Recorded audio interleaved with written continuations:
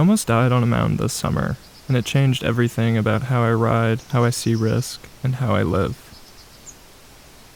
I ride this highway every day during the school year, 17 miles out, 17 miles back. I've ridden it hundreds of times. At some point, I accepted that I might die on it. Alright, now we're turning on to Big Rock. This is one of the quieter ways into the Santa Monica Mountains. It's a dead end, so you don't really see anyone. I like riding alone. Most of my rides are alone. Today I'm riding a steel bike, a Rivendell Rodini. I have to manually shift the chain onto the little ring. I haven't been in this neighborhood since the fires.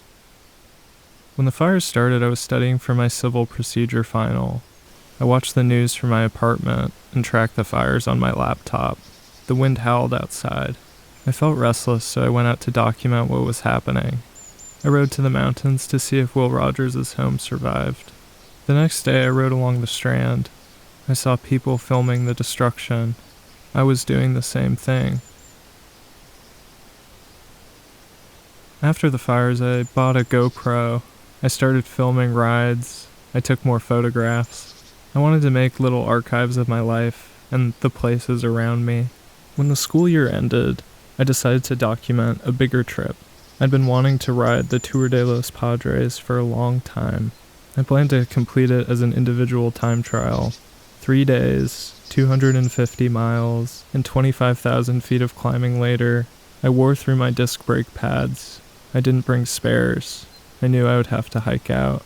I spent hours scouting an alternate route down to the highway, but several thousand feet down I realized the road had washed away. The only way out was to backtrack up and over a mountain. I climbed higher and higher. The sun grew hotter and hotter. I couldn't remember the last 15 minutes. I felt lightheaded. I rolled out my bivvy and sat down. I wanted to fall asleep. It felt like a decision. I felt calm. I knew that if I slept, I would die. I remember thinking that humans have died like this for a very long time, alone, on a mountain.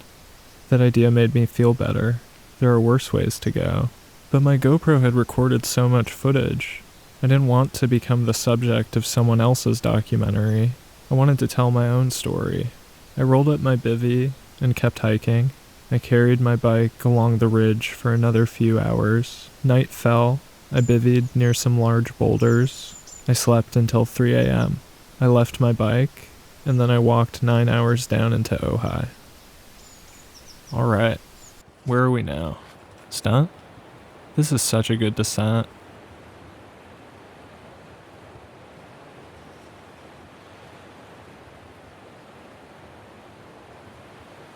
I like riding alone.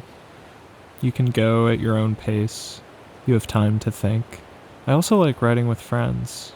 Time moves faster. You don't have to talk the whole time.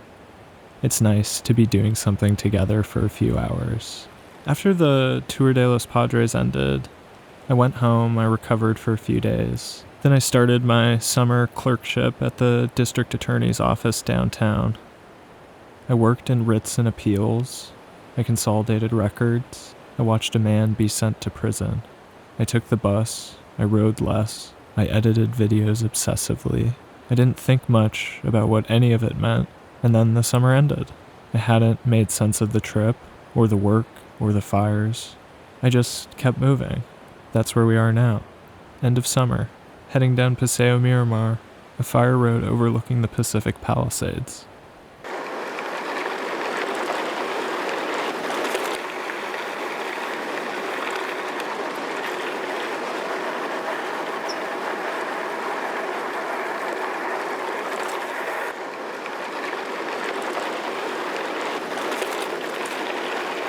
I didn't understand what any of this meant at the time, but I felt it. Something shifted before the insight came. I felt less hurried, more curious. I became more careful with others. I ride my bike differently now. The experience stripped some illusions away. It reminded me that I'm an evolutionary creature first, that the mountains will remain, and I will die. I still don't fully understand what all of this means, but I know what death will feel like. That's been clarifying. I'm not here for very long. Time to drink a soda and eat some beef jerky.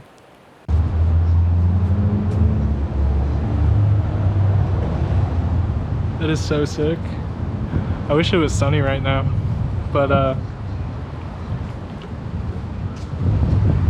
yeah, that was like, oh, there's more murals.